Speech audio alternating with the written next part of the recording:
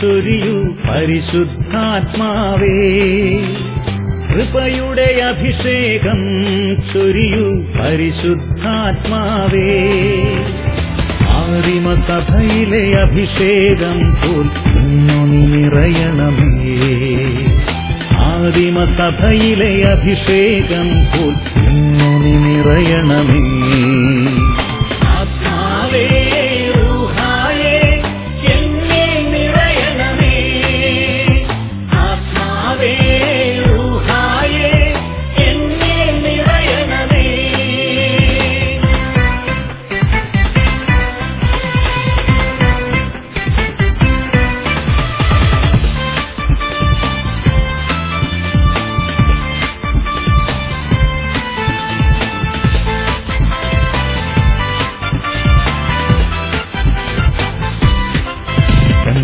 നാളിൽ ശിഷ്യഗണത്തിന്മേൽ അഗ്നിനാളമായി നീ നിറഞ്ഞതുപോൽ, പെന്തക്കുസ്താനാളിൽ ശിഷ്യഗണത്തിന്മേൽ അഗ്നിനാളമായി നീ നിറഞ്ഞതുപോൽ, രോഗശാന്തി വരവും പ്രവചനവരവും ഭാഷാവരവും നൽകണമേ.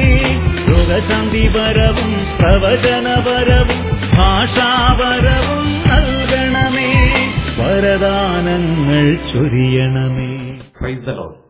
കർത്താവായ യേശു ക്രിസ്തുവിന്റെ നാമത്തിൽ ഏവർക്കും സന്തോഷവും സമാധാനവും ആശംസിക്കുന്നു. 2018 ഈ നാളുകളിൽ ദൈവത്തിന്റെ സമർത്ഥമായ അനുഗ്രഹം എല്ലാ ദിവസവും തിരിച്ചറിഞ്ഞ് ജീവിക്കുവാൻ ദൈവകൃപ ഉണ്ടാവട്ടെ എന്ന് ഈ അവസരത്തിൽ പ്രാർത്ഥിക്കുകയാണ്.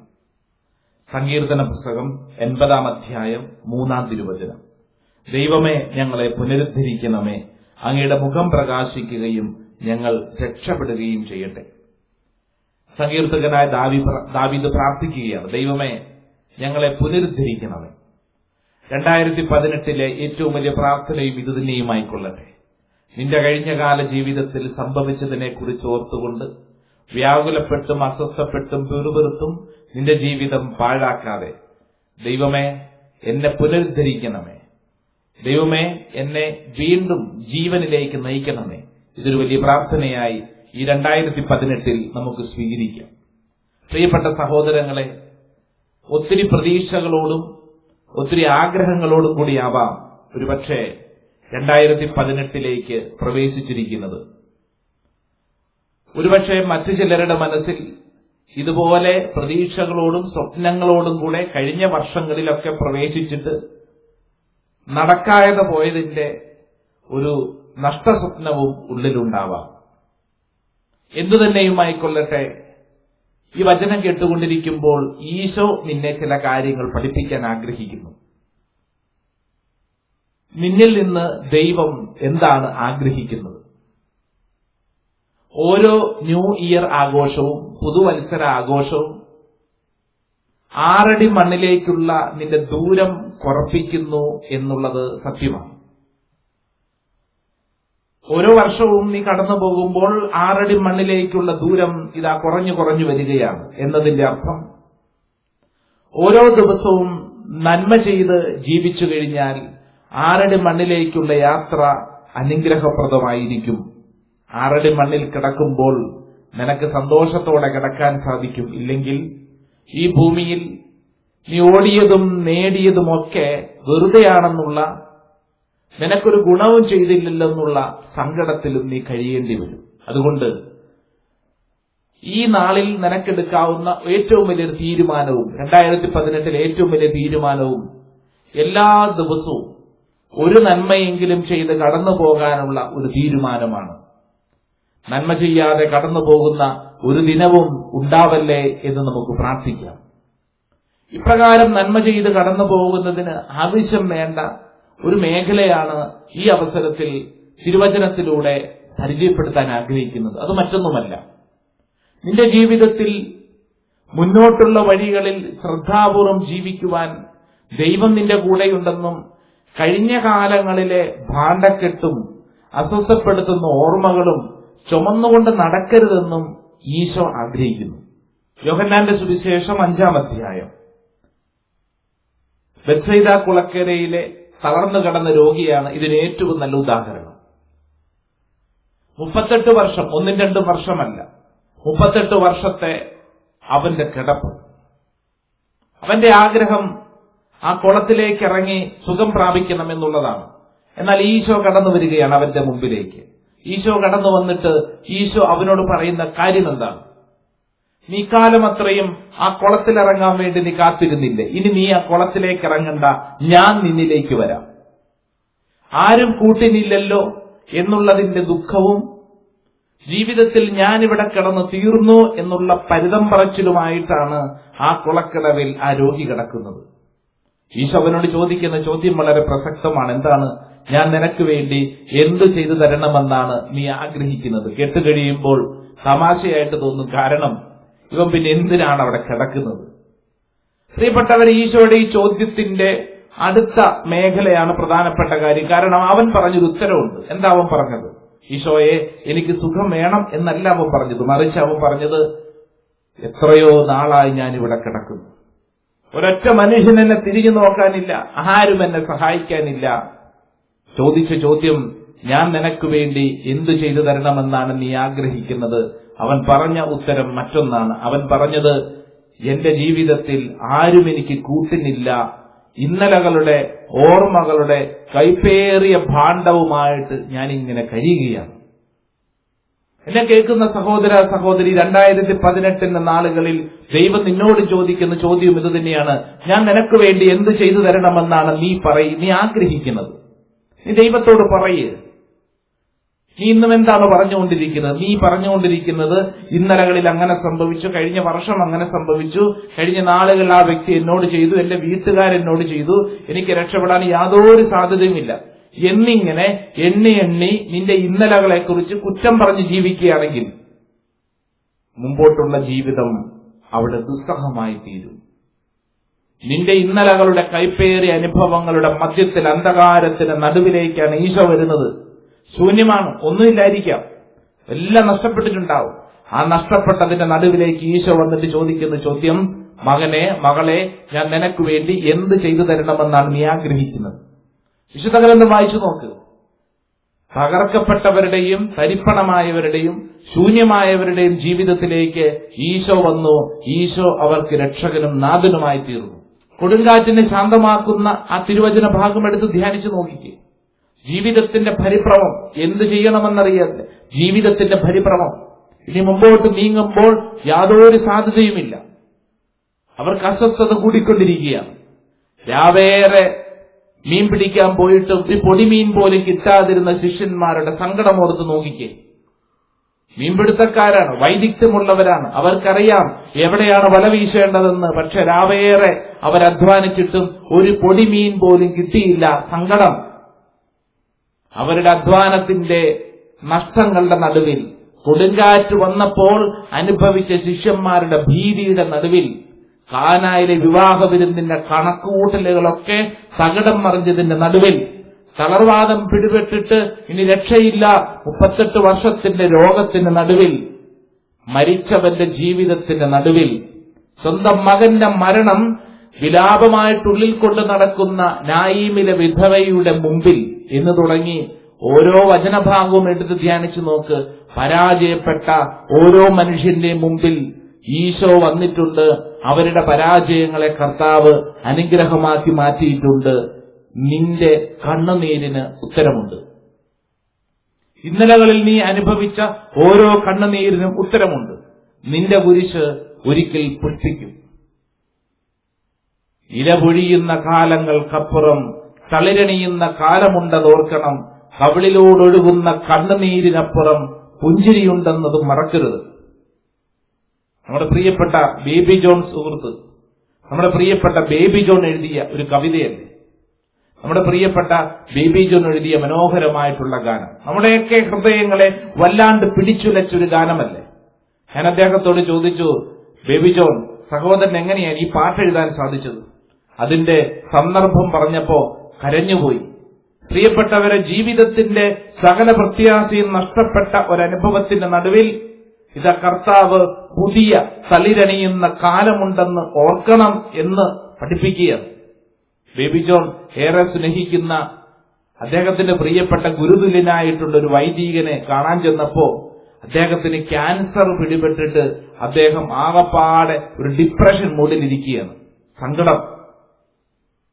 നമ്മുടെ പ്രിയപ്പെട്ട ബേബി ജോണിന് ഈ മനുഷ്യന്റെ മുമ്പിൽ ചെന്നു കഴിഞ്ഞപ്പോൾ, ഈ അച്ഛന്റെ മുമ്പിൽ ചെന്നു കഴിഞ്ഞപ്പോൾ ഈ ബേബി ജോണിനും ആകപ്പാടെ സങ്കടമായി. എന്തു ചെയ്യും?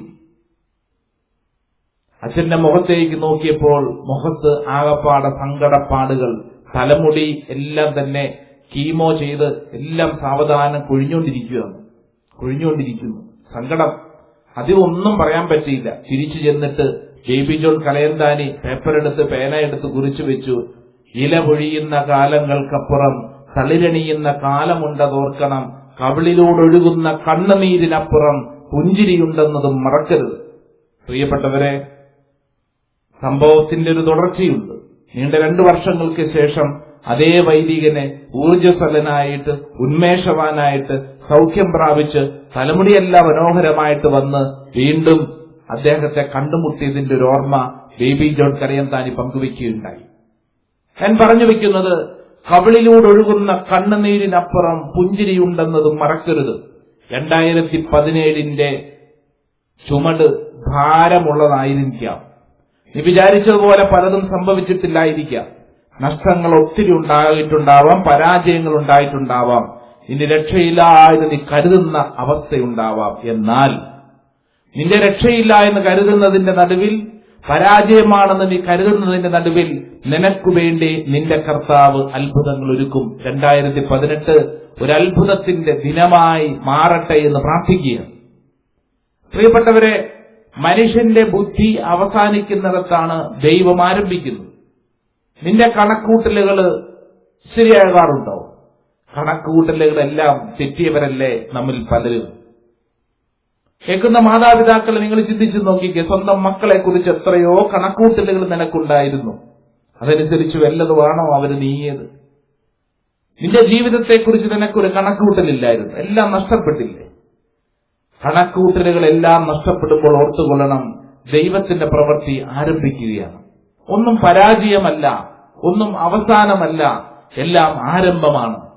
മനുഷ്യന്റെ ബുദ്ധി അവസാനിക്കുന്നിടത്ത് ദൈവം ആരംഭിക്കും.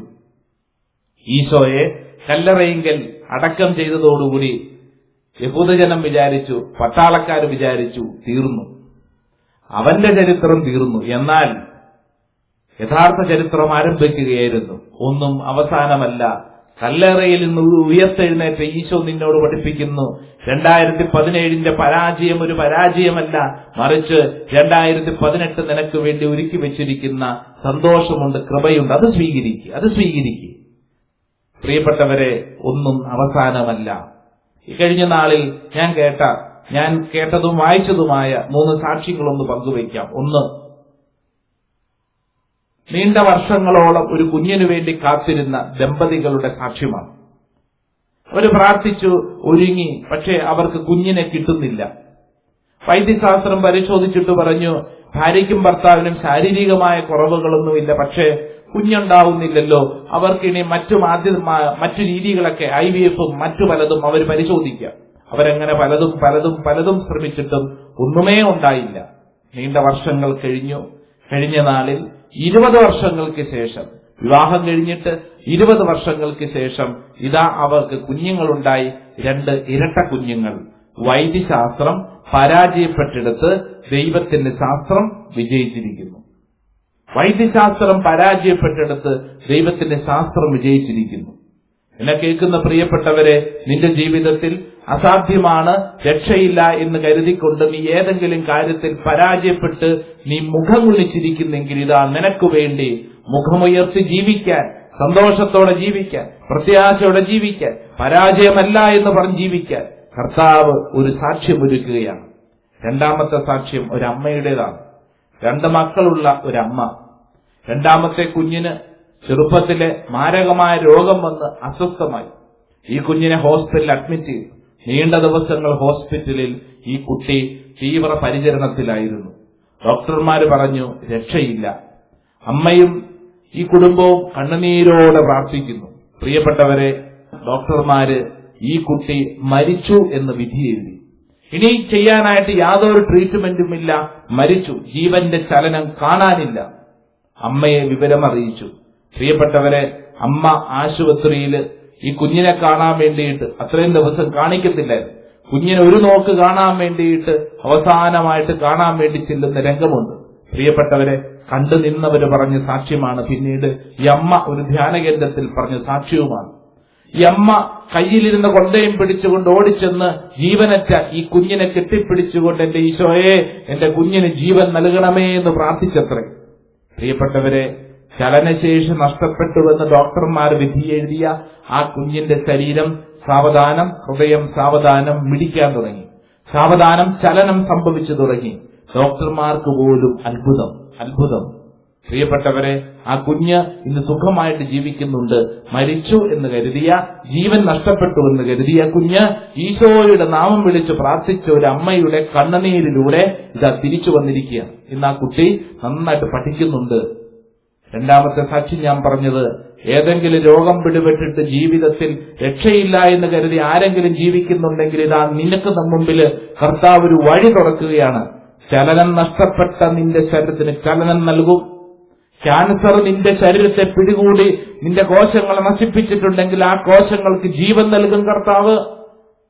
ഇനി രക്ഷയില്ല എന്ന് നീ കരുതുന്നവയ്ക്ക് മുമ്പിൽ കർത്താവ് സാധ്യതകൾ ഒരുക്കും. കാരണം മനുഷ്യ ബുദ്ധിക്ക് ഗ്രഹിക്കാൻ അസാധ്യമാണ് ദൈവത്തിന്റെ വഴികൾ. മൂന്നാമത്തെ സാക്ഷ്യം ഒരു ഡോക്ടറുടേതാണ്. ഹൃദയ ശസ്ത്രക്രിയ ചെയ്യുന്ന ഒരു ഡോക്ടർ, കേരളത്തിലെ വളരെ പ്രസിദ്ധരായിട്ടുള്ള ഒരു ഡോക്ടറുടെ ഒരു സാക്ഷ്യം ഞാൻ വായിച്ചത് ഇങ്ങനെയാണ്. പ്രിയപ്പെട്ടവരെ, ഒരു ചെറുപ്പക്കാരന്റെ ഹൃദയ ശസ്ത്രക്രിയ നടന്നുകൊണ്ടിരിക്കുന്ന ഓപ്പറേഷൻ തിയേറ്ററിനുള്ളിൽ ഈ ഡോക്ടറാണ് നേതൃത്വം വഹിക്കുന്നത്. കൂടെ അനേക ഡോക്ടറുണ്ട്. പ്രധാനമായിട്ട് നേതൃത്വം വഹിക്കുന്ന ഡോക്ടറിന്റെ നിർദ്ദേശാനുസരണമാണ് അവിടെ കാര്യങ്ങൾ ക്രമീകരിക്കപ്പെട്ടുകൊണ്ടിരിക്കുന്നത്. ഇവര് പ്ലാൻ ചെയ്തതുപോലെ, ഉദ്ദേശിച്ചതുപോലെ കാര്യങ്ങൾ അങ്ങോട്ട് ക്രമീകരിക്കപ്പെടുന്നില്ല.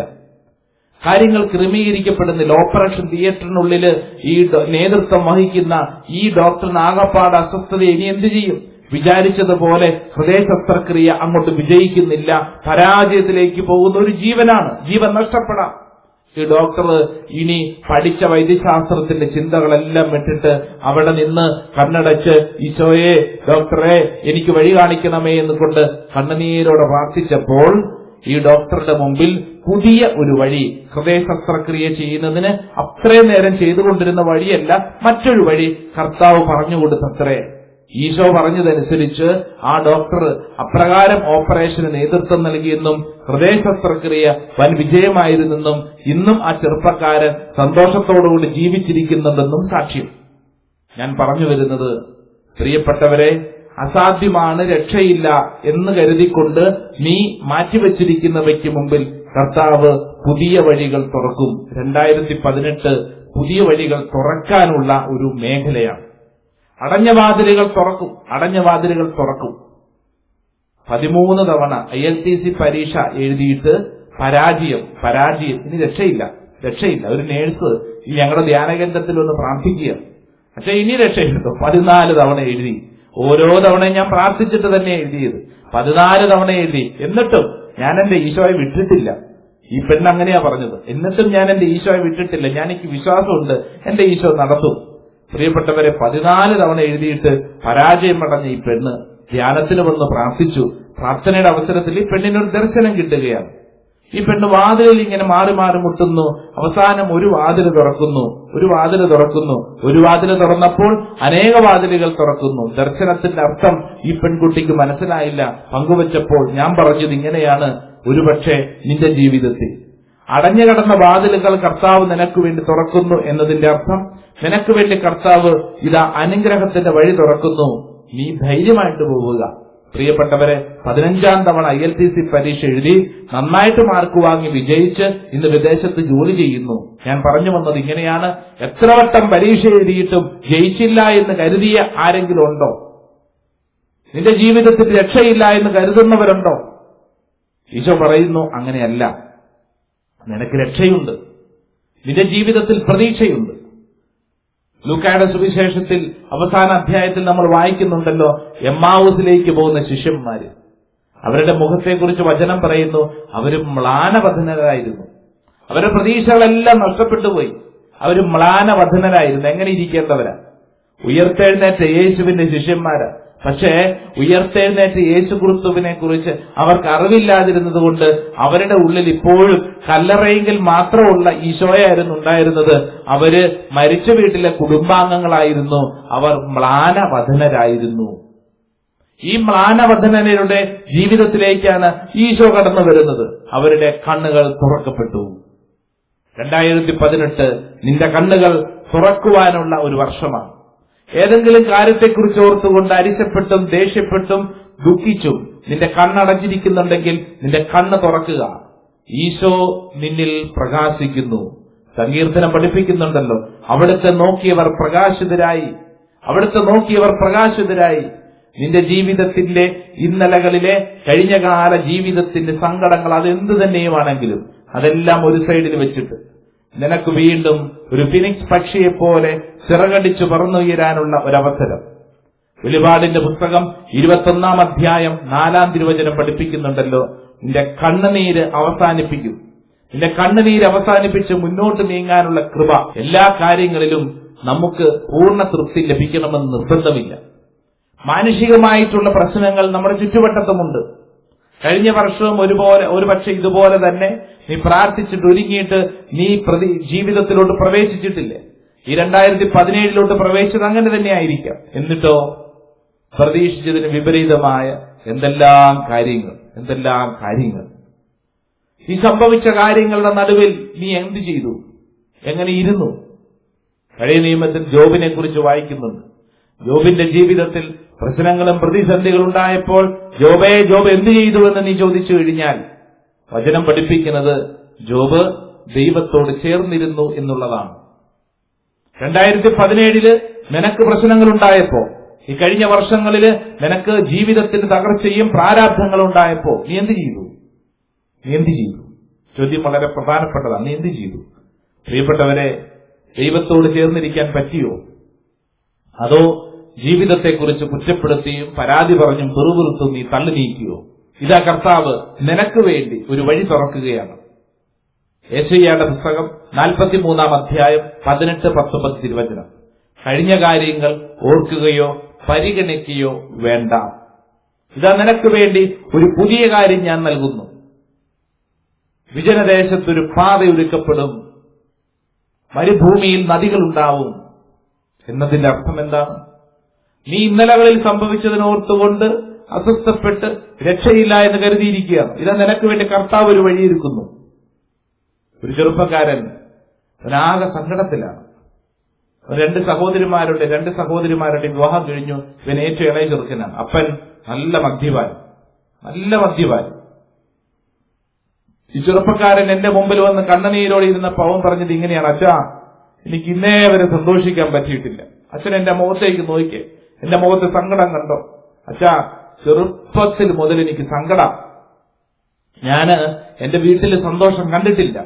എല്ലാ ദിവസവും എന്റെ അപ്പൻ കുടിച്ചിട്ട് വന്നിട്ട് എന്റെ അമ്മയെ തല്ലുന്നതിന്റെയും എന്റെ ചേച്ചിമാരെ വേദനിപ്പിച്ചത്, എന്നെയൊക്കെ തല്ലുന്നത് മാത്രമേ എന്റെ ഓർമ്മയുള്ളൂ. പിന്നെ എങ്ങനെയാ അച്ഛാ എന്റെ മുഖത്തൊരു വെട്ടം ഉണ്ടാവുന്നത്, വെളിച്ചം ഉണ്ടാവുന്നത്, സന്തോഷത്തോടെ ജീവിക്കാൻ പറ്റുന്നത്? ഞാൻ പഠിച്ചു. എനിക്കിപ്പോ ജോലിയൊന്നും ആയിട്ടില്ല. ഞാൻ പക്ഷെ ആകെ ജീവിതത്തിൽ പരാജിതനാണ്. എനിക്ക് ആരോട് സ്നേഹിക്കാൻ പറ്റുന്നില്ല, ആരെ അംഗീകരിക്കാൻ പറ്റുന്നില്ല. എന്റെ അപ്പനെ എന്ന് പറഞ്ഞു കഴിഞ്ഞാൽ എനിക്കിപ്പോഴും വെറുപ്പാണ്. ഞാൻ ഈ അപ്പനെ വിളിച്ച് സംസാരിച്ചു, അമ്മയെ വിളിച്ച് സംസാരിച്ചു. പലതവണ ധ്യാനം കൂടിയിട്ടുള്ള അപ്പനും അമ്മയും.